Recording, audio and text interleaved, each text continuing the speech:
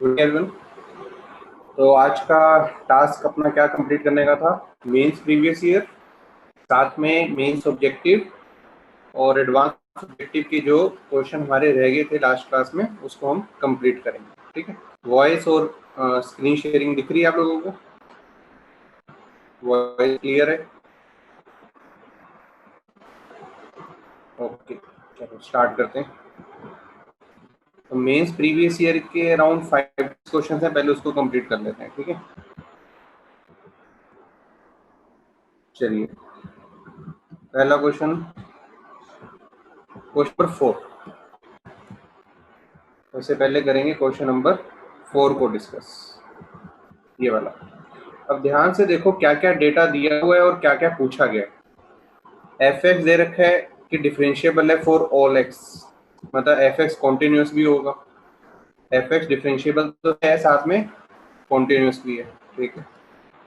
F one की value दे रखी है -2, एफ वन की वैल्यू -2। एफ डैश एक्स दिया हुआ है ग्रेटर देन इक्वल टू 2, और एक्स बिलोंग कर रहा है 1 से लेके 6।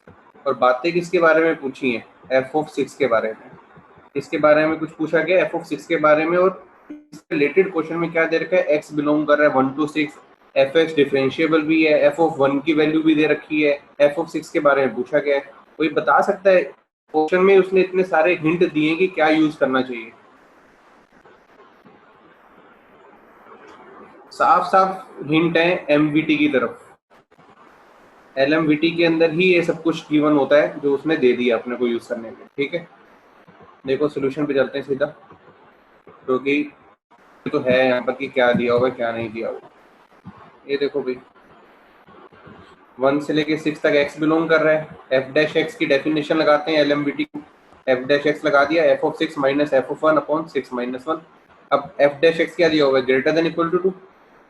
तो हम क्या करेंगे? इसे एफ डैश एक्स को क्या कर दूंगा? देन इक्वल टू 2 कर दूंगा, सिंपल सी बात। और एफ ऑफ 1 की वैल्यू दे रखी है -2, एफ ऑफ 1 दिया हुआ है -2, तो यहाँ पे -2 पुट कर दूंगा, सोल्व करके आंसर आ जाएगा। यहाँ पर क्या है? 6।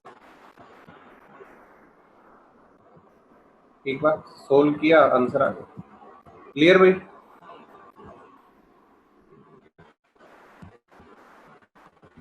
इजी क्वेश्चन था ये तो। ठीक है, नेक्स्ट क्वेश्चन की तरफ बढ़ते हैं। क्वेश्चन इज क्वेश्चन नंबर 12, ये वाला। क्वेश्चन नंबर 12 में एक पी ऑफ एक्स दिया हुआ है जिसकी डिग्री कितनी है? 4। ठीक है। Such that x equal to 0 is the only root of p dash x equal to 0। मतलब की बात है कि p डैश 0 कितना होगा? 0। p डैश 0 इक्वल टू 0 होगा। साथ में एक और चीज बोली है कि पी एक्स तो क्या है? x की पावर 4, डिग्री 4 का है, तो p डैश एक्स क्या होगा? डिग्री 3 का होगा। पर उस डिग्री 3 वाली इक्वेशन के रियल रूट कितने होंगे? केवल और केवल एक रूट होगा रियल, और वो रूट कौन सा होगा? x equal to 0। मतलब p डैश एक्स है जो, p डैश एक्स है जो, इसका एक रूट तो रियल होगा और दो रूट क्या होंगे? कॉम्प्लेक्स। दो रूट होंगे कॉम्प्लेक्स। जो रियल रूट है वो कौन सा होगा? 0। इतनी बात क्लियर होगी? रियल रूट 0 है और दोनों कॉम्प्लेक्स होने ही होने, क्योंकि क्वेश्चन में गिवन है। साथ में क्या बोलते हैं? p of -1 is less than p of 1। p of -1 is less than p of 1। Then in the interval -1 to 1, -1 से लेके 1 के बीच में उसने पूछा है कि भाई -1 पे मिनिमम होगा या मैक्सिमम, ये सब कुछ दे रखा है। करने की कोशिश करते हैं। देखो पहले हम क्या करते हैं? p डैश एक्स ही निकाल लेते हैं। p डैश एक्स कैसे निकालूंगा? डेरिवेटिव लेके निकाल दूंगा। फिर डेरिवेटिव निकाल लूंगा जब, तो उसके रूट्स को ऑब्जर्व करूंगा। क्या एक रूट तो 0 दिखना चाहिए p एक्स का, और बाकी दो रूट्स क्या होने चाहिए? कॉम्प्लेक्स। अच्छा, अगर दो रूट्स कॉम्प्लेक्स है, अभी आगे बढ़ते हैं, देखते हैं क्वेश्चन।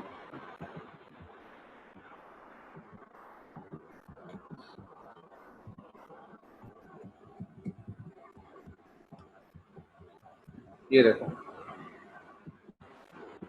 हाँ, ये p ऑफ एक्स दिया हुआ था, p डैश 0 इक्वल टू 0 दिया हुआ है, p -1 लेस देन p1 दिया हुआ है, इंटरवल ये बात हो रही है, मैक्सिमम मिनिमा की बात हो रही है। तो p डैश एक्स मैंने निकाल लिया, p डैश एक्स मैंने निकाल लिया, इसका डेरिवेटिव लेके, इसका डेरिवेटिव लेके लिख दिया। और साथ में मुझे पता है p डैश 0 कितने? 0। तो इसमें x को 0 पुट करूंगा और इक्वल टू 0 कर दूंगा, इक्वल टू 0 कर दिया। ये टर्म जीरो हो जाएगी, ये जीरो हो जाएगी, ये जीरो हो जाएगी, तो सी कितना आ जाएगा, जीरो। सी आ गया जीरो। तो पी डैश एक्स क्या बन गया, पी डैश एक्स बन जाएगा बस इतना सा एक्सप्रेशन, क्योंकि सी तो अपना जीरो हो चुका होगा। सी कितना हो चुका है, जीरो। क्यों, इस कंडीशन को यूज करके हमने सी की वैल्यू निकाल ली, सी की वैल्यू निकाल ली। अब ध्यान से देखो, इसमें एक्स क्यूब है, इसमें एक्स स्क्वेयर है, इसमें एक्स है, तो मैं एक्स कॉमन निकाल सकता हूँ। एक्स कॉमन आ गया मेरा यहाँ पे। अब अंदर क्या आ गई, क्वाड्रेटिक आ गई। अंदर क्या आ गई, क्वाड्रेटिक आ गई। अब पी डैश एक्स मेरा ये आ चुका हुआ है, ये चीज मेरी आ चुकी है क्वाड्रेटिक। और एक देखो, पी डैश एक्स के टोटल 3 रूट होंगे, एक रूट तो ये मिल रहा है एक्स इक्वल टू जीरो के कोरस्पोंडिंग, एक रूट तो ये दे देगा ना जीरो, क्योंकि P dash x equal to zero करूंगा तो इसके 3 रूट आएंगे, एक रूट तो इसी से आ जाएगा x equal to zero. 2 root कौन से आएंगे, यहाँ से आएंगे। पर अब ये पक्की बात है, दोनों रूट कैसे होने चाहिए, कॉम्प्लेक्स रूट होने चाहिए।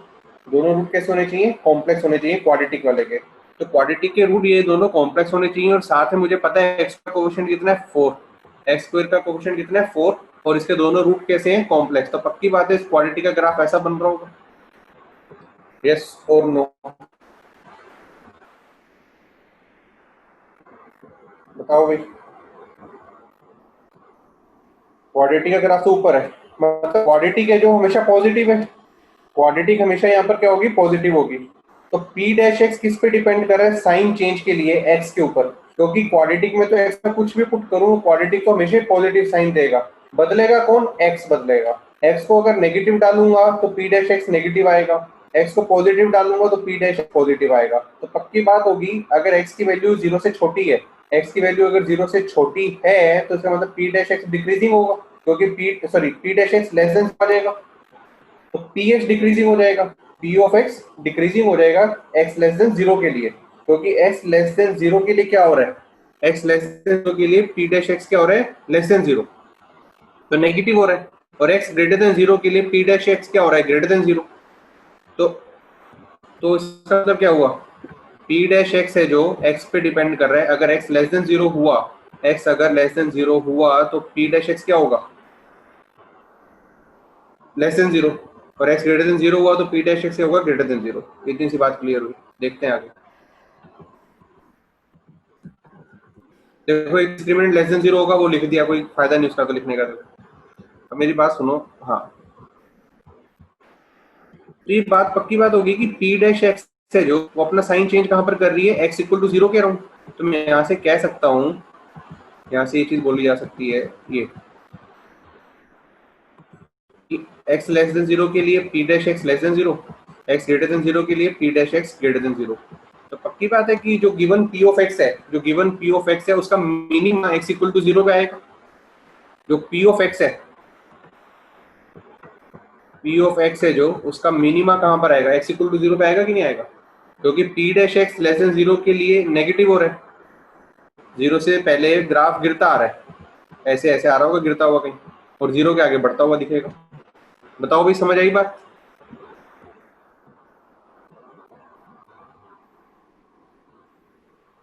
क्योंकि पी डैश एक्स अपना साइन कहां पे चेंज कर रहा है, एक्स इक्वल टू जीरो पे, तो पहले डिक्रीजिंग है फिर इंक्रीजिंग है, तो पी एक्स का तो मिनिमा एग्जिस्ट करेगा जीरो पर।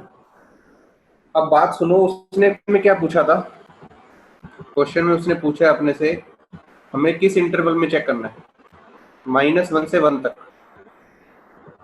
-1 से लेके जीरो तक तो ग्राफ डिक्रीजिंग है, -1 से लेके जीरो तक तो ग्राफ डिक्रीजिंग है, और जीरो से लेके 1 तक ग्राफ इंक्रीजिंग होगा, अभी हमने डिस्कस किया, क्योंकि जीरो से पीछे वो डिक्रीजिंग चलता है, जीरो से आगे वो इंक्रीजिंग चलता है।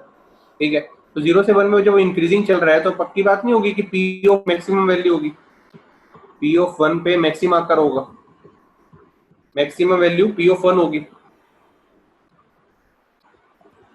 क्योंकि जीरो से लेके 1 तक इंक्रीजिंग है, तो 1 पे मैक्सिमम वैल्यू करोगी।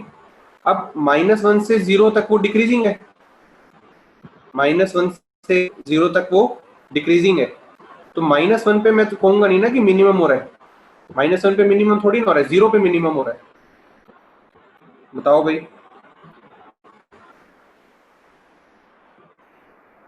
तो पी ऑफ जीरो पे मिनिमम आएगा, पी ऑफ -1 पे मिनिमम नहीं आएगा, पी ऑफ 1 पे आएगा।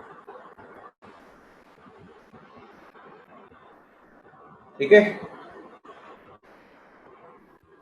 पी ऑफ -1 पे वैल्यू ज्यादा है, पी ऑफ 0 पे कम हो चुकी होगी कि ग्राफ डिक्रीज कर रहा है। और साथ में ये भी गिवन कि P of -1 is less then P1, P-1 is less then P1। तो पक्की बात है कि P ऑफ -1 अगर तुम कह रहे हो कि भाई मैक्सिमा हो सकता था, आपके दिमाग में ये आ रहा होगा ना कि P ऑफ -1 ये है, P ऑफ 0 ये है और P ऑफ 1 मैं इसको बोल रहा हूँ। आपके माइंड में आ रहा है कि ग्राफ ऐसा भी हो सकता है। ये P ऑफ 0 पे मैंने कह दिया कि मिनिमम अकर हो रहा है और P ऑफ -1 इसको बोल दिया और P ऑफ 1 इसको बोल दिया। ऐसे नहीं बोल सकते, ये वाली कंडीशन लगेगी क्योंकि ये कंडीशन गिवन है कि P of -1 is less than P of 1। तो P ऑफ 1 तो बड़ा ही आएगा, हो सकता है P ऑफ -1 और ये पॉइंट हो सकता है P ऑफ 0। बताओ भाई, समझ आ गया सबको? गिवन कंडीशन का यूज किया हमने, P of -1 is less than P of 1। अगर वो कंडीशन ना दी होती तो हम मान नहीं सकते थे कि मैक्सिमम वैल्यू क्या होगी, कि P ऑफ -1 मैक्सिमम होगी या P ऑफ 1 मैक्सिमम होगी। क्योंकि ग्राफ घट के बढ़ रहा है, तो वो चीज कहाँ पर है, वो चीज कहाँ पर है, हमें कैसे पता चलता है? उस गिवन कंडीशन ने हमें हेल्प करी इसको बताने के लिए। ठीक है, चलते हैं नेक्स्ट क्वेश्चन पे। नेक्स्ट क्वेश्चन,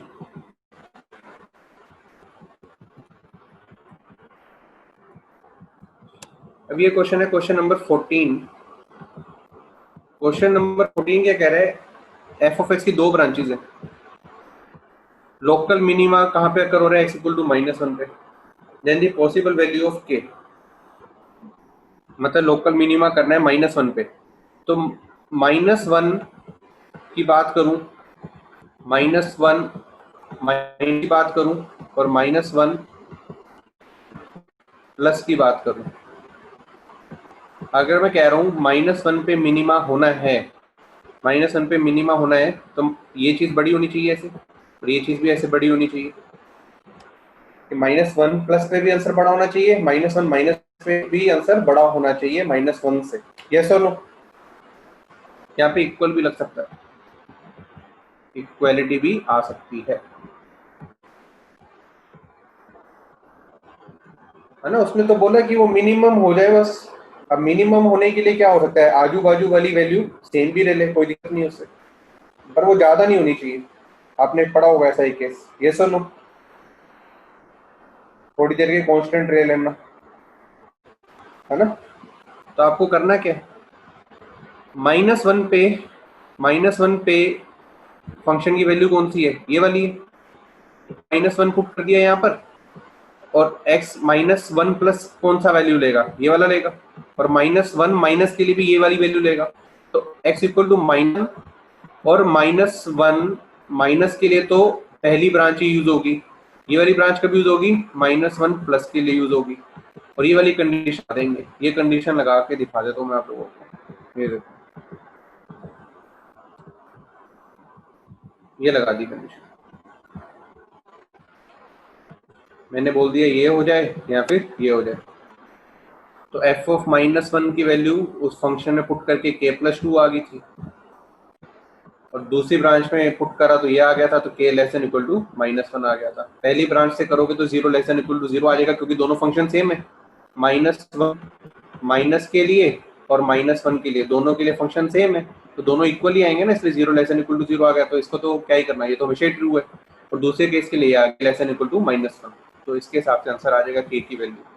ऑप्शन क्या क्या दे रखी है देख लेते हैं एक बार।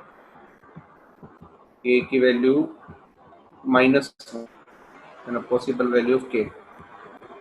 तो ये हो नहीं सकती, ये भी नहीं हो सकती, ये भी नहीं हो सकती और ये हो जाएगी। ठीक है भाई, ये सुनो, आप लोग एक बार करके देख लो, चेक करना चाहते हो तो टाइम ले लो। इसकी वैल्यू इससे कम कर दो बस, आंसर आ जाएगा। करके देखो, इसमें -1 पुट करते हैं। हाँ टाइम ले लो भाई, 1 मिनट ले लो, सोल्व कर लो। इसमें -1 पुट किया तो क्या आ जाएगा? k प्लस, ये क्या करना है, लेस देन इक्वल टू -1 इसमें पुट कर दो, -2 + 3।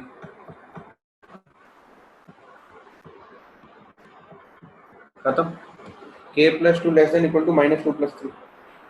ऊपर वाली ब्रांच नीचे वाली ब्रांच किस पॉइंट के लिए, x इक्वल टू -1 के लिए। चलो नेक्स्ट क्वेश्चन पे बढ़ते हैं।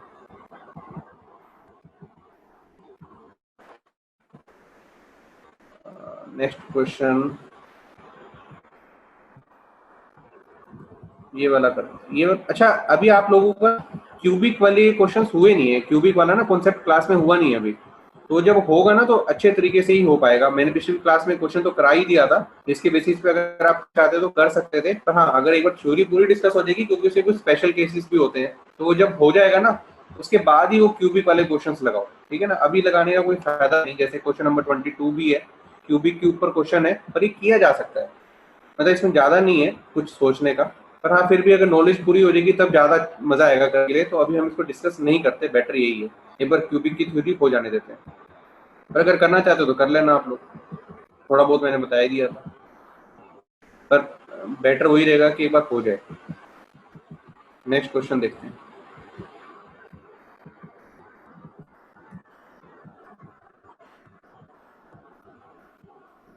नेक्स्ट है क्वेश्चन नंबर 30। ये क्वेश्चन मतलब मेंस के जितने भी क्वेश्चन है उनमें अच्छा क्वेश्चन है। जितने भी मेंस के प्रीवियस ईयर क्वेश्चन दे रखे हैं, क्वेश्चन नंबर 30 सबसे सही क्वेश्चन लगा मुझे। क्वेश्चन नंबर 30 क्या है, let f of x be a polynomial of degree 4 having extreme value at x equal to 1 and x equal to 2। मतलब ये बात क्लियर हो रही है कि एफ डैश 1 और एफ डैश 2 ये दोनों क्या होंगे, जीरो होंगे। एफ डैश 1 और एफ डैश 2 क्या होंगे, जीरो होंगे। इतनी बात क्लियर। ये कैसे पता चला, क्योंकि क्वेश्चन में बोला है कि डिग्री 4 के और उसके एक्सट्रीमम कहाँ पर है, x इक्वल टू 1 और x इक्वल टू 2 पे। तो f dash equal to 0, f dash 2 equal to 0, ये अपना क्लियर हो गया। अब साथ में देखो ये लिमिट दे रखी है।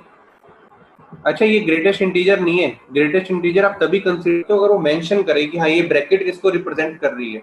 जब तक वो मेंशन ना करे पेपर में कि ब्रैकेट किसको रिप्रेजेंट कर रही है, तो खुद से ग्रेटेस्ट इंटीजर फंक्शन नहीं कंसीडर करेंगे, ठीक है। तो ग्रेटेस्ट इंटीजर फंक्शन नहीं है। अब ब्रैकेट के अंदर क्या दिया हुआ है, 1 plus F x upon x square, 1 plus F x upon x square, और इस पूरे की वैल्यू दे रखी है 3। इस पूरे की वैल्यू कितनी दे रखी है, 3। तो मैं यहाँ से यही बोल सकता हूँ कि इस पर्टिकुलर की वैल्यू, इस वाले की वैल्यू कितनी होनी चाहिए, 2 होनी चाहिए, क्योंकि 1 प्लस 2 तो मिलकर 3 बनेगा। मानते हो इस बात को भाई, इस बात को मानते हो कि 2 होना चाहिए, 1 प्लस 2 तभी तो 3 बनेगा। ठीक है, अब एक काम करते हैं। अब ये चीज कर दी, अब मैं एफ ओ सॉरी इसको लेट कर, एफ एक्स को लेट करता हूँ क्या, डिग्री 4 का पॉलिनोमियल, जिसकी वजह से मैं एफ ऑफ एक्स की, मेरे को क्या करना है, एफ ऑफ एक्स फंक्शन लेके आना है। एफ ऑफ एक्स फंक्शन आएगा तभी उसमें मैं 2 तभी तो आंसर आएगा। हमें रिक्वायरमेंट किसकी है, एफ ऑफ एक्स फंक्शन की। अगर वो एफ ऑफ एक्स फंक्शन आ जाएगा उसी के अंदर आप 2 पुट करके आंसर निकालोगे। और एफ ऑफ एक्स निकालने के लिए उसने बहुत सारी चीजें दे रखी हैं। क्या दे रखी है कि एफ डैश 1 0 है, एफ डैश 2 0 है, इस पूरे वाले की वैल्यू कितनी है, 2 है। 3 चीजें दे रखी हैं उसने। इन 3 चीजों की हेल्प से हम एफ ऑफ एक्स को निकाल सकेंगे। इसको डिजाइनिंग प्रॉब्लम भी बोल सकते हो कि हमें एफ ऑफ एक्स डिजाइन करना है अंडर द गिवन कंस्ट्रेंट्स। ये 3 चीजें दे रखी हैं, इन 3 की हेल्प एफ ऑफ एक्स को डिजाइन करो। और डिजाइन करने के बाद आप क्या कर सकते हो, उसको प्लॉट करने के लिए आप डिफरेंट डिफरेंट वैल्यूज पुट करके उसका आंसर निकालोगे। जैसे एफ ऑफ 2 पूछ लिया उसने, ठीक है। अब ध्यान से सुनो, मैंने लेट कर लिया, लेट करूंगा डिग्री 4 का, डिग्री 4 का लेट कर लूंगा। अच्छा इसको सोल्व करने के लिए लिमिट लेके आनी है, तो मैं क्या करूंगा, ये 0 है तो ये एफ ऑफ 0 बन रहा है, नीचे भी 0 बन रहा है। मुझे नहीं पता ये कैसी फॉर्म बन रही है, 0/0 बन रही है, नहीं बन रही, मुझे पता ही नहीं है। मुझे एफ ऑफ 0 की वैल्यू भी नहीं पता कि क्या है भाई, 0/0 फॉर्म बन नहीं बन रही हमें नहीं पता ना। तो हम क्या करेंगे, पहले तो हम एक काम करते हैं, इसको सोल्व करने की कोशिश करते हैं। मैं इसका एलसीएम ले लेता हूँ। एलोपिटर कैसे लगा देंगे, हमें कभी कंफर्म ही नहीं है कि 1 प्लस, हाँ ठीक है, डिनोमिनेटर 0 पे जाएगा तो न्यूमिनेटर भी 0 पे जाना चाहिए, तभी आंसर 3 आएगा। डिनोमिनेटर 0 पे जाएगा एलसीएम लेने के बाद, तो न्यूमिनेटर भी 0 जाएगा, तभी तो आंसर 3 आ पाएगा। लिमिट फाइनाइट है, लिमिट फाइनाइट है ना। ठीक है, मैं सही बोल रहा हूँ। चलो पहले एलसीएम ले लेता हूँ, पहले एलसीएम लेके सोल्व करते हैं इसका। देखो मुझे इतना पता था, ये तो मैंने क्वेश्चन लिख दिया फिर से पूरा का पूरा, ये सारी इन्फॉर्मेशन दे दी, ठीक है। एफ ऑफ 2 करने, अब मैं यहाँ पे एलसीएम ले रहा हूँ, पहले एलसीएम लेता हूँ। और एफ ऑफ एक्स को मैंने लेट कर लिया होगा डिग्री 4 का, वो आप भी जाएगा, ये कर लिया। अब मेरी बात सुनो ध्यान से, ये चीज लिख दी। अब सुनो, ऊपर भी एक पॉलिनोमियल फंक्शन बनेगा, नीचे भी एक पॉलिनोमियल फंक्शन बनेगा। अब इनका आंसर एग्जिस्ट करने के लिए, इनका आंसर एग्जिस्ट करने के लिए एफ ऑफ एक्स है, जो एफ ऑफ एक्स है उसकी मैक्सिमम पावर तो कितनी होगी, 4 होगी, मैक्सिमम पावर तो 4 होगी। और कौन सी पावर एग्जिस्ट कर सकती है 4 के बाद, 3 कर सकती है, 3 के बाद कौन कर सकती है, 2 एग्जिस्ट कर सकती है। पावर 1 एग्जिस्ट नहीं करेगी और कांस्टेंट टर्म एग्जिस्ट नहीं करेगी। क्यों? क्योंकि आंसर हमें चाहिए फाइनाइट 3। अगर ऊपर की पावर 1 और 0 एग्जिस्ट करी तो गड़बड़ हो जाएगी।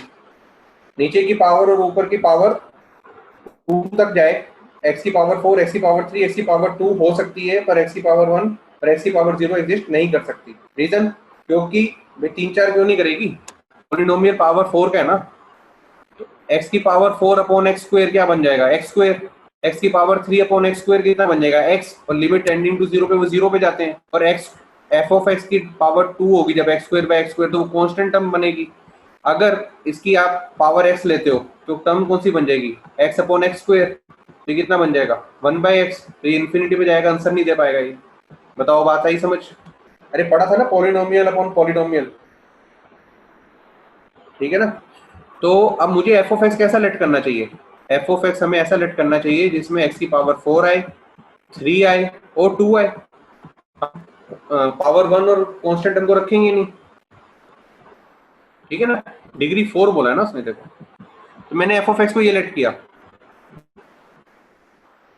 एफ ऑफ एक्स को इतना ही लेट करा। सही बात है, एफ ऑफ एक्स इतना ही लेट करना चाहिए अपने को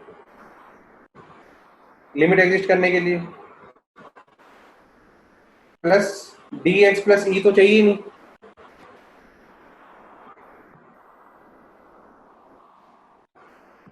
ठीक है, अब मैं क्या करता हूँ, अब मेरा एफ ऑफ एक्स ये आ गया।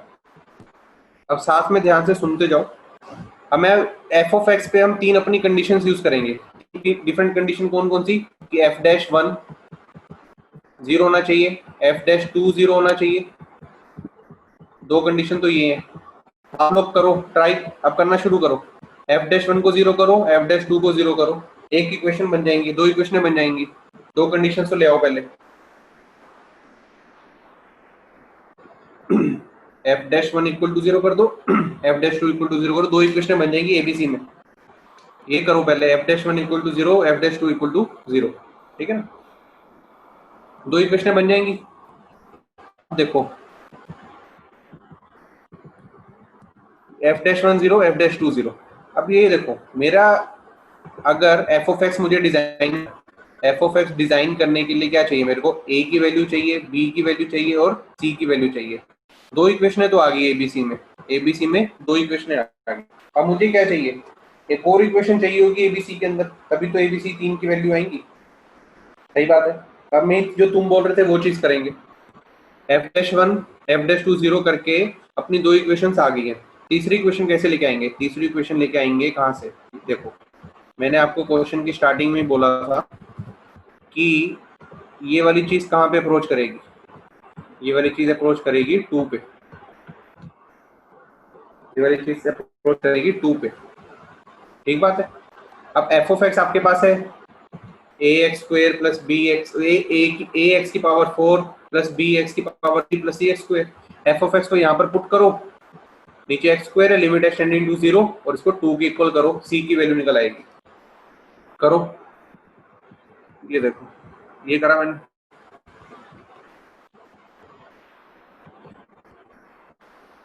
ये मैंने कहा करने को, एफ ऑफ एक्स को आप जब यहाँ पे पुट कर दोगे तो क्या होगा, एक्स की पावर 4 एक्स स्क्वायर से डिवाइड होगी, एक्स स्क्वायर 2 बनेगा, ये 0 पे चल जाएगा, ये एक्स बनेगा, ये भी 0 पे चल जाएगा, क्या बचेगा, सी बचेगा। सी की वैल्यू 2 आ जाएगी, सी की वैल्यू अगर 2 आ गई तो काम बन गया। इधर भी सी को 2 पुट कर सकते हो, इधर भी सी को 2 पुट कर सकते हो, दोनों इक्वेशन किससे बन जाएंगी, ए बी में बन जाएंगी। इसको सोल्व करके ए और बी की वैल्यू आ जाएगी। बताओ भाई,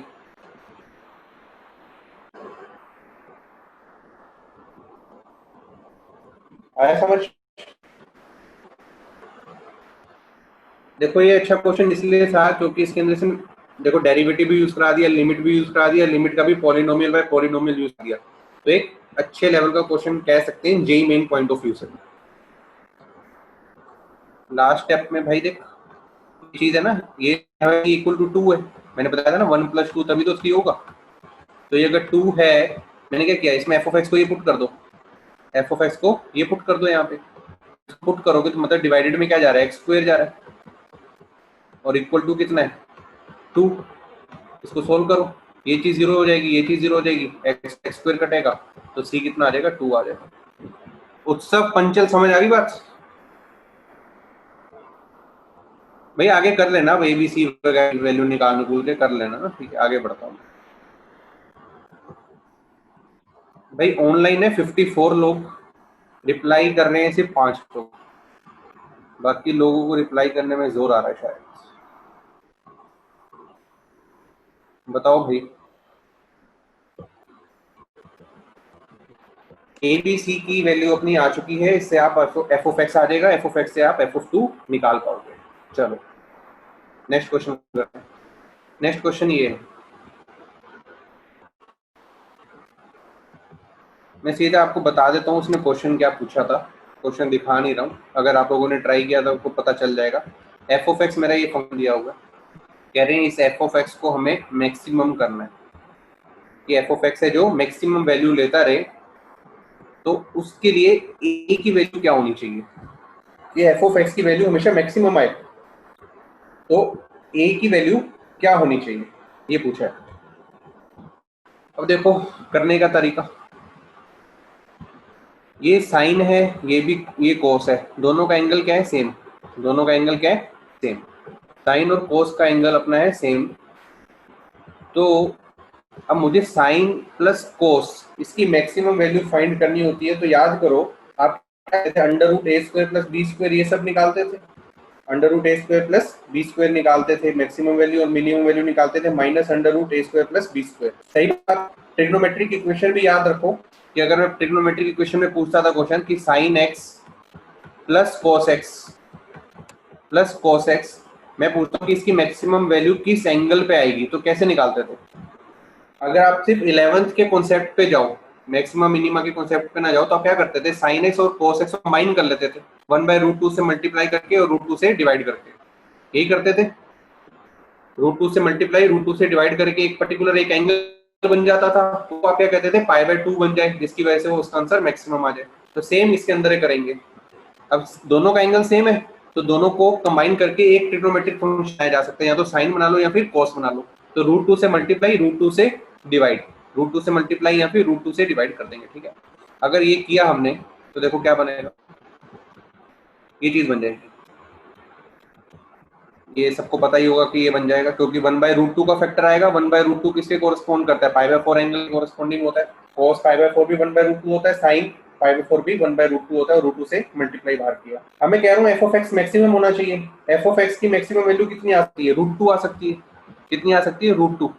ये वैल्यू √2 कब आएगी, जब ये एंगल कितना बनेगा, π/2, जब ये एंगल कितना बनेगा, π/2, ठीक। तो इस एंगल को π/2 कर देते हैं, अगर इसको π/2 पुट किया तो ये आ गया और ये आ गया। अब मुझे बताओ इस इक्वेशन को आप कैसे सोल्व करोगे, आपको a की वैल्यू चाहिए, और यहाँ पे आया हुआ है फ्रैक्शनल पार्ट अपॉन a = π/4। अगर किसी ने डाउट क्लास सारी अटेंड करी है, स्टार्टिंग के अंदर जब फंक्शन चैप्टर डिस्कस कर रहे थे, तो उसके अंदर एक क्वेश्चन आया था fractional part plus greatest integer something करके, तो मैंने कहा था पूरी इक्वेशन को फ्रैक्शनल पार्ट की टर्म्स में एक्सप्रेस कर लेना, क्योंकि फ्रैक्शनल पार्ट की हमें रेंज पता है 0 से लेके 1 तक होती है। किसी को याद आ रही है वो चीज? तो यहाँ पे फ्रैक्शनल अपॉन a = π/4 है, आप क्या करो, a को यहाँ पर ले जाओ। अच्छा आप ये भी कह सकते हो कि यहाँ पे π/2 क्यों लिखा, 5π/2, 5π/2 भी तो लिख सकते थे, यहाँ लिखते थे, तो इसके कोरस्पॉन्डिंग भी आंसर अपना आएगा, ठीक है ना। π/2 पे भी मैक्सिमम आएगी, 5π/2 पे भी मैक्सिमम आएगी, पर जो ऑप्शंस दे रखी है ना, वो π/2 के कोरस्पॉन्डिंग ही दे रखी है, जनरल सोल्यूशन की बात नहीं करी और दूसरी और वैल्यू की बात नहीं करी, π/2 के कोरस्पॉन्डिंग आंसर आ रहे हैं, पर आंसर बहुत सारे एग्जिस्ट कर सकते हैं, ये आप लोग भी समझ पा रहे होंगे, आंसर काफी सारे एग्जिस्ट कर सकते हैं, ठीक है। तो ए को मैं राइट साइड में ले जाऊंगा, उसके बाद क्या करेंगे, अपनी बन जाएगी ये चीज। अब हो गया, ये चीज होगी 0 से लेके 1, तो ये चीज भी 0 से लेके 1, इसके आगे आप लोग सोल्व कर लोगे। बताओ चैट पे क्वेश्चन समझ आ गया? ए की वैल्यू आ जाएगी, ए की वैल्यू नहीं आएगी, ए की रेंज आएगी बेसिकली। मैं सही बोल रहे हो कि हाँ उसको ले जाके फ्रैक्शनल पार्ट की, ठीक बात है। नन्या का आंसर आ गया, रिजुल का आंसर आ गया, बढ़िया, ठीक है। चलो तो देखो, पुराने चैप्टर्स बार बार यूज होते ही रहेंगे। पुराने चैप्टर में जो टेक्निक सीखी थी वो यूज होती रहेगी। जैसे sine x plus cos x है, उसकी रेंज, उसकी मैक्सिमम वैल्यू कब आएगी, तो दोनों को कंबाइन करके ही चेक किया जाता है ना। तो वही चीज यहाँ पर यूज हुई। देखो अब जो चीजें चल रही है एप्लीकेशन ऑफ डेरिवेटिव, तो डेरिवेटिव की तो एप्लीकेशन चल ही रही है, प्लस पुराने जो चैप्टर है उनकी एप्लीकेशन भी चल रही है साथ साथ, ठीक है ना। ये नहीं है कि सिर्फ जो अभी प्रेजेंट चैप्टर है उसी की एप्लीकेशन यूज करो, पुराने जितने चैप्टर हो चुके हैं वो भी यूज होते ही रहेंगे। तो पुराने चैप्टरों की टेक्निक माइंड में रखनी ही रखनी है, और जो स्पेशल केसेस कभी कभी डिस्कस किए हुए क्लास में वो माइंड में रहना जरूरी है, क्योंकि अच्छे क्वेश्चन में वो चीज यूज होती रहती है। नेक्स्ट क्वेश्चन, अब ये क्वेश्चन है,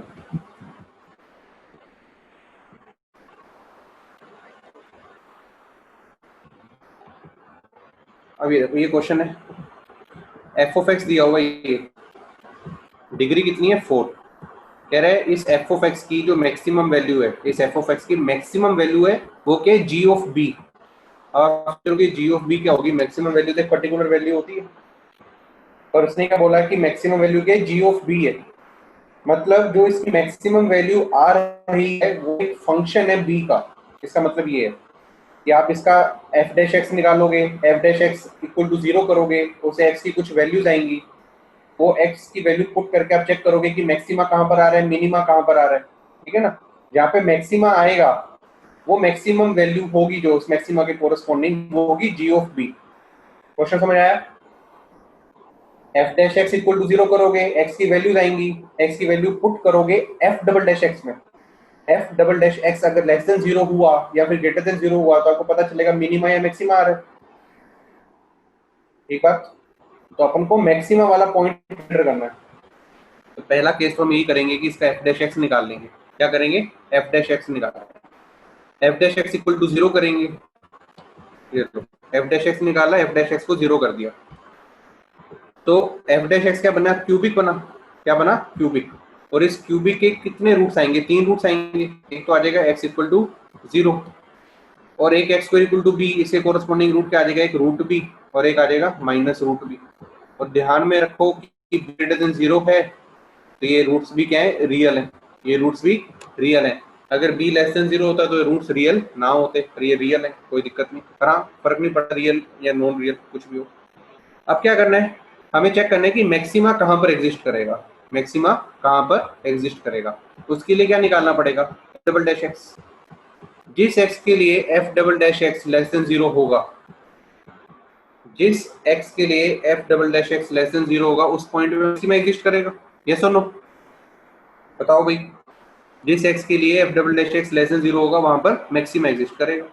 तो ठीक है, हम अब क्या करते हैं, एफ डबल डैश एक्स भी निकालते हैं, और अपने पास 3 वैल्यूज हैं चेक करने के लिए, X equal to 0, X equal to root B और X equal to minus root B. ठीक है, निकाल लेते हैं, एफ डबल डैश एक्स निकालते हैं। ये एफ डबल डैश एक्स निकाल दिया।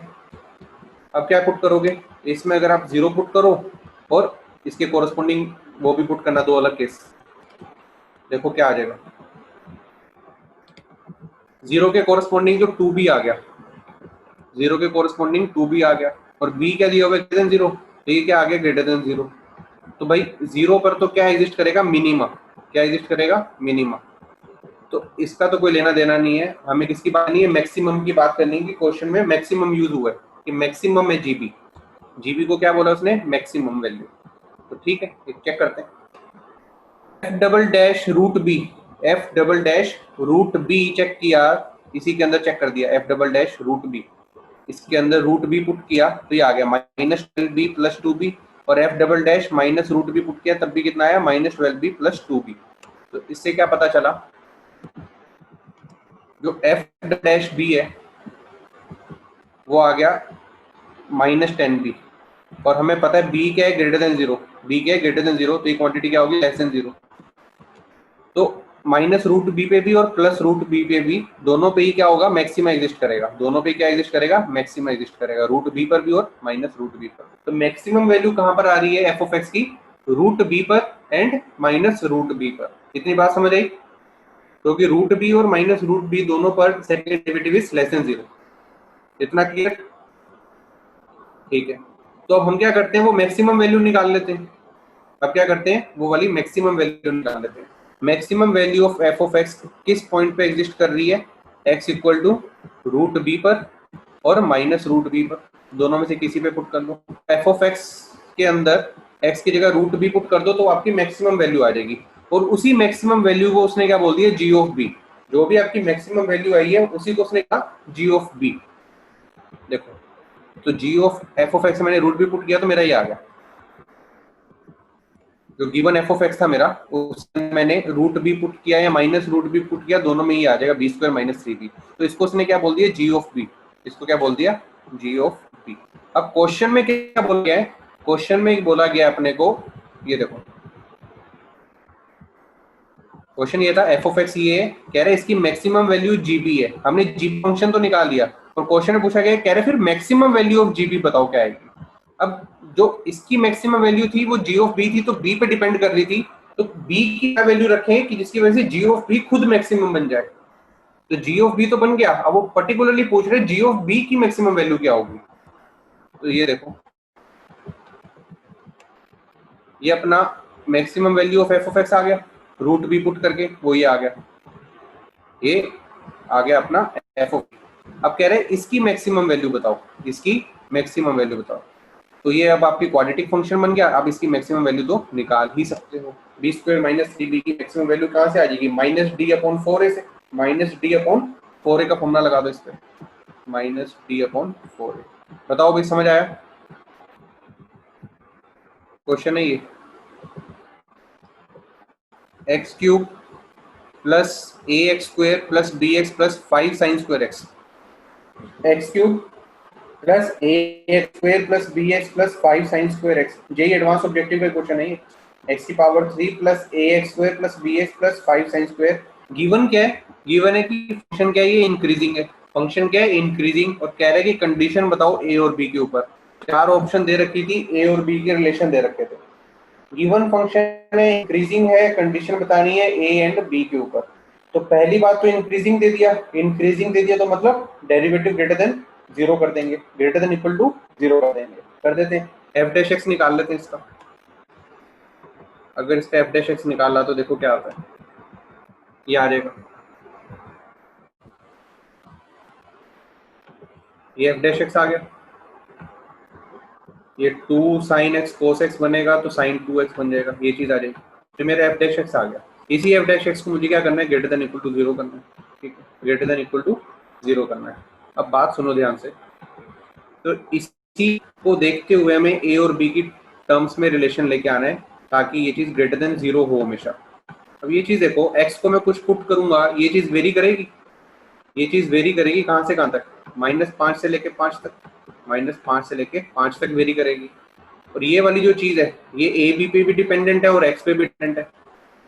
तो अब बताओ, ये ओवरऑल दोनों का कंपटीशन चल रहा है, एक इस वाले सर्कल का और एक इस वाले सर्कल का। ठीक है, तो ये चीज तो कह रही है कि भाई मैं -5 से 5 तक वेरी करूंगी। तो इस वाली चीज को क्या होना पड़ेगा, इस वाली चीज को पक्की बात है -5 बड़ा होना पड़ेगा हर हाल में। यस और नो?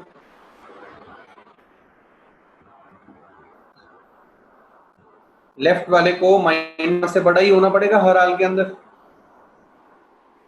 तभी तो ग्रेटर देन इक्वल टू 0 आएगा वो। ठीक बात है भाई, दो चीजों के बीच में कॉम्बिनेशन हो रहा है। वो कह रहा है -5 से 5, और वो कह रहा है कि भाई कुछ वैल्यू चाहिए। वो वाली चीज को -5 से हर हाल में बड़ा होना पड़ेगा, तभी ओवरऑल चीज ग्रेटर देन इक्वल टू 0 आएगी।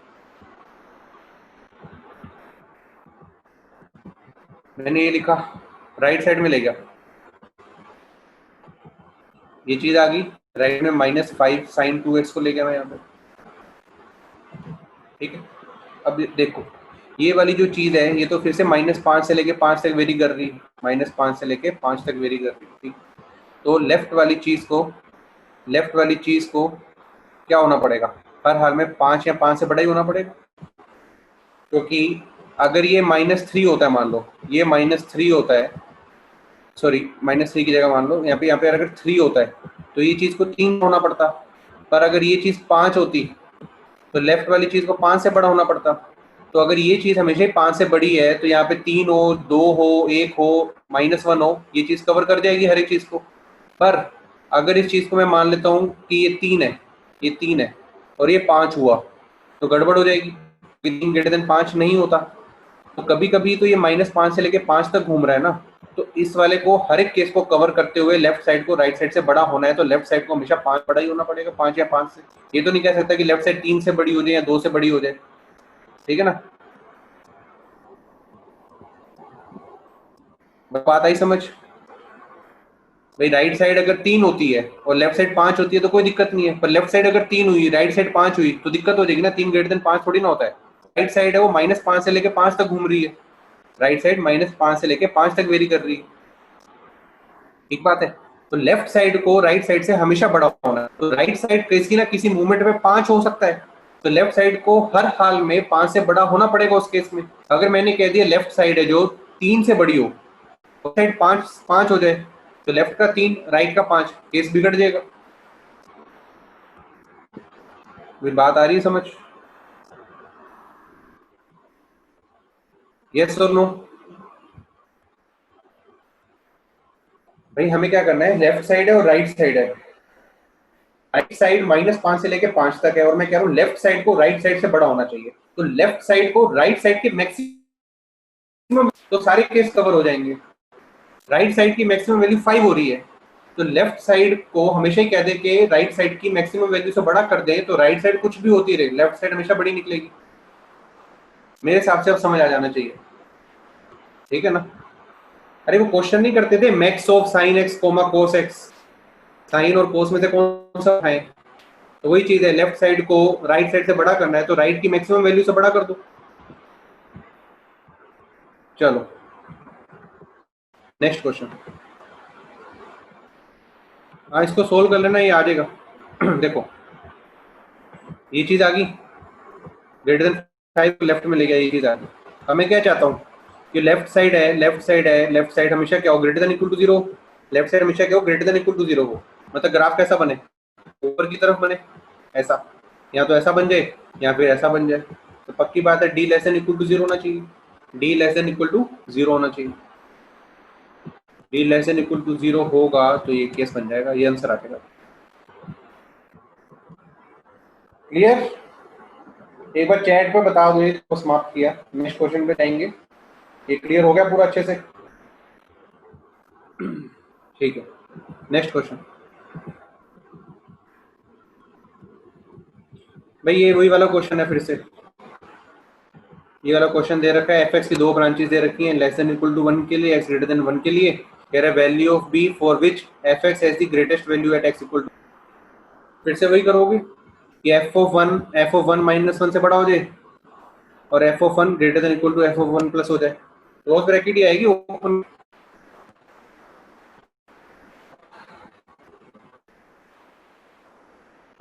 ग्रेटेस्ट वैल्यू है ना एक्स इक्वल टू 1 पे, इक्वालिटी वाली कंडीशन लेके चलोगे, फिर से कर लोगे इस क्वेश्चन को, ऐसे ही अभी डिस्कस किया था हमने पीछे क्वेश्चन। चलो इसको नहीं करा रहा मैं, नेक्स्ट क्वेश्चन, ये सॉल्यूशन दूंगा आपको समझ आ जाएगा। Next question, F of X function दिया हुआ है, कह रहे हैं रियल वैल्यूड है, एफ ऑफ एक्स क्या एक रियल वैल्यूड फंक्शन है, such that F of X into F dash X less than equal to, sorry less than 0, F X multiply F dash X is less than 0, comment करो F of X पर और modulus of F of X पर। ये भी एक objective type question है, options के अंदर एफ ऑफ एक्स को बोल रखा था कि इंक्रीजिंग डिक्रीजिंग है, mode of x increasing decreasing है, तो वो डिस्कस करना था।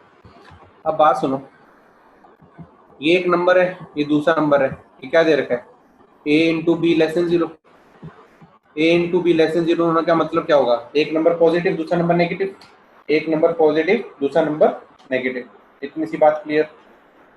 तो दो केस बनाएंगे, दो केस बनाएंगे तो देखो क्या बनेगा। ये दो केस बनेंगे कि मैंने कहा F of x greater than zero हो जाए तो f dash X less than zero होगा, या फिर F of x less than zero हो जाए तो f dash x greater than zero होगा। ठीक है, ऐसा हो जाए। तो अगर ऐसा हुआ तो फंक्शन डिक्रीजिंग होगा, ऐसा हुआ तो फंक्शन इंक्रीजिंग होगा। यस और नो? तो ऑप्शन में दे रखा था कि F x is always increasing या एफ इज ऑलवेज डिक्रीजिंग, ये तो बोल ही नहीं सकते। वो तो डिपेंड कर जाएगा कि F of x greater than zero हो रहा है या लेस देन जीरो हो रहा है। बताओ भाई चैट पे। दो ऑप्शंस को तो हमने सोल्व कर लिया।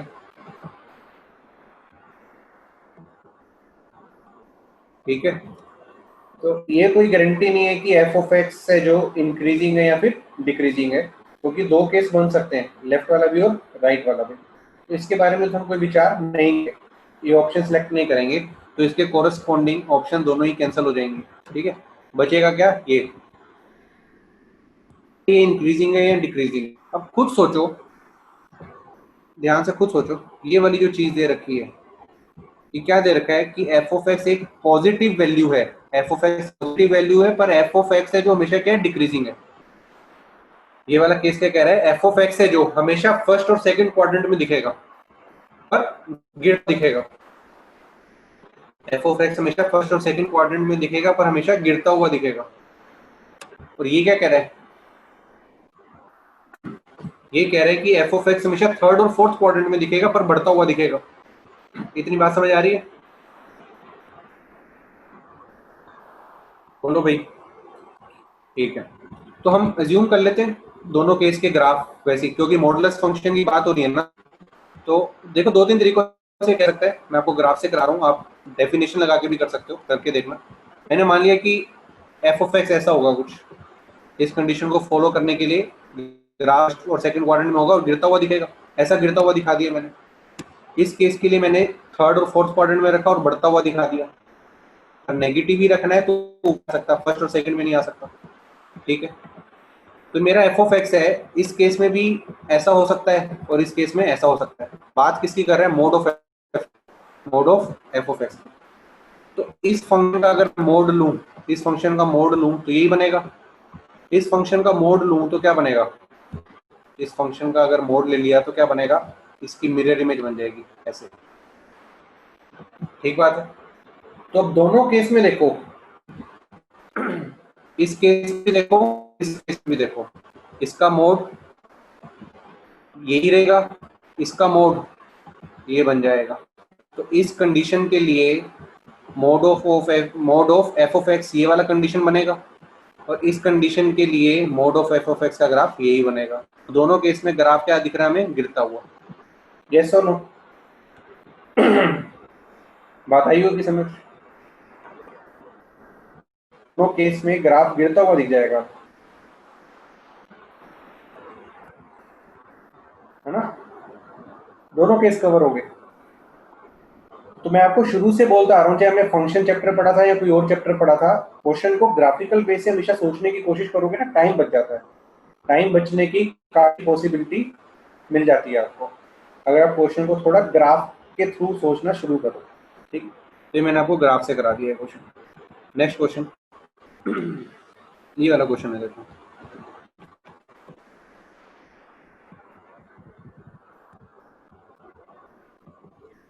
ये क्वेश्चन है एफ ऑफ एक्स, एक्स दिया हुआ 0 से लेके π/2।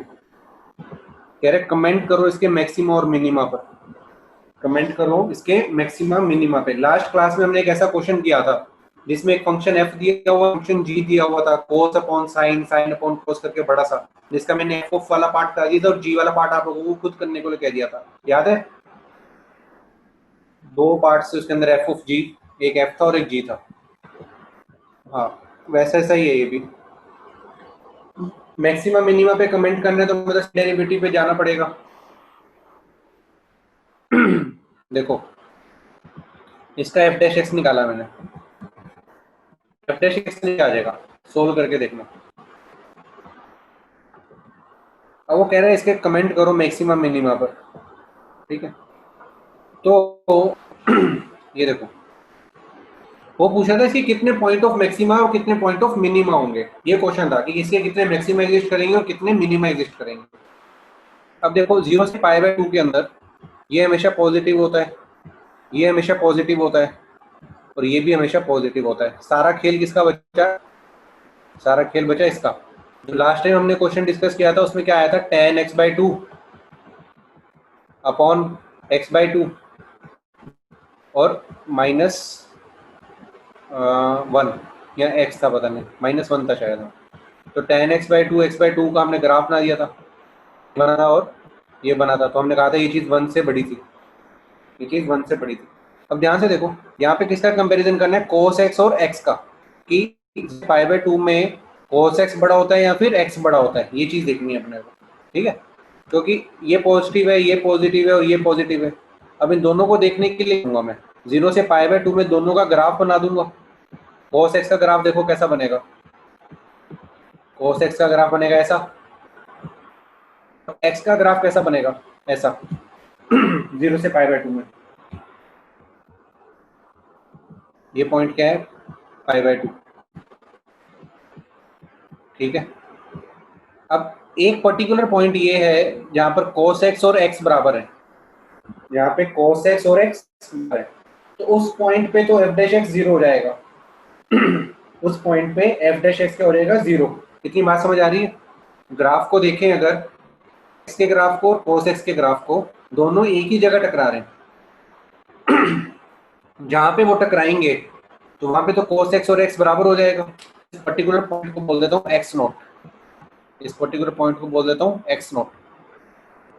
तो x0 पे f डैश x क्या हो रहा है, 0। अगर मैं इस x0 के इस तरफ चलता हूँ, किस तरफ, लेफ्ट साइड, ये लेफ्ट साइड, ये वाला पोर्शन देखता हूँ, ये वाला पोर्शन में cos x बड़ा है, इस पोर्शन में cos x बड़ा है किससे, x से।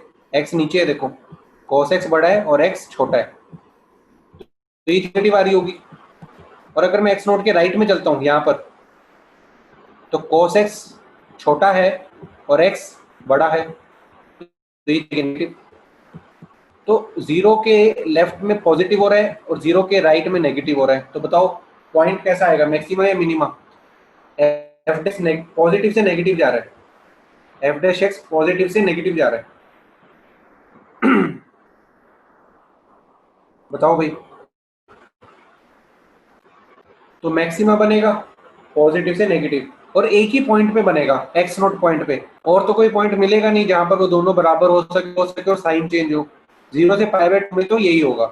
अगर ये इंटरवल बड़ा कर देता तो क्वेश्चन अच्छा बनता। क्लियर हुआ क्वेश्चन? तो बस ये ग्राफ बन गया, इसको सोल्व कर लेना आप, ठीक है। क्लियर? नेक्स्ट क्वेश्चन में पढ़े।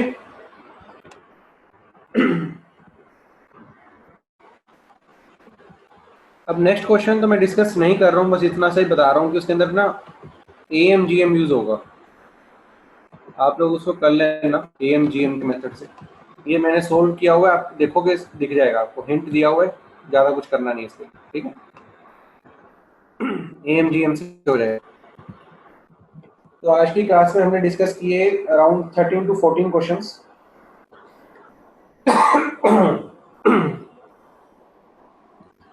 13 to 14 क्वेश्चंस। अब सैटरडे की जो क्लास होगी अपने, सैटरडे की क्लास में आप एक काम करना,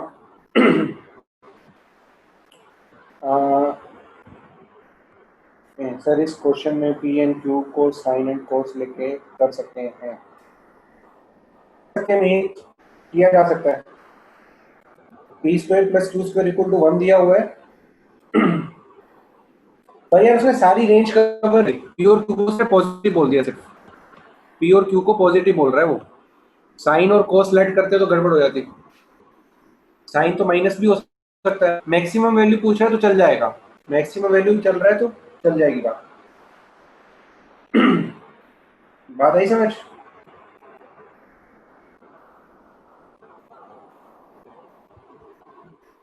मेरी बात सुनो ध्यान से। सैटरडे की डाउट क्लास, इसका टाइम शायद 10 बजे है, ठीक है। आज है ट्यूसडे, आपके पास है वेंसडे, थर्सडे एंड फ्राइडे।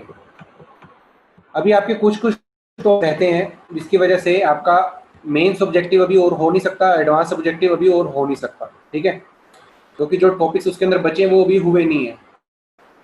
तो सैटरडे की क्लास के लिए कॉम्प्रीहेंशन वाला सेक्शन कर लो, कॉम्प्रीहेंशन वाला सेक्शन कर डालो पूरा का पूरा, ठीक है। तो कॉम्प्रीहेंशन में जो उनसे नहीं हो पाएंगे वो मैं अभी आज आपको बता दूंगा कि ये वाले मत ट्राई करना, पर पॉसिबिलिटी ये है आपकी 2 दिन क्लास की है, कल भी है और परसों भी क्लास है और तरसों भी क्लास है शायद, वेंसडे थर्सडे, पता नहीं 2-3 दिन क्लास है आपकी शायद अभी ना। तो हो सकता है वो वाले टॉपिक्स कंप्लीट हो जाए तो कॉम्प्रीहेंशन पूरा ही हो जाएगा आपका। तो सैटरडे की थर्सडे और फ्राइडे को क्लास है, ठीक है। तो थर्सडे फ्राइडे के अंदर आपका क्यूबिक वाला पोर्शन हो जाएगा, ठीक है। तो क्यूबिक की कॉम्प्रीहेंशन के सेक्शन में आप कंप्लीट कर लेना तब तक, फ्राइडे तक, ठीक है। तो क्यूबिक हो जाएगा तो आप कॉम्प्रीहेंशन तो पूरा ही निपटा डालो।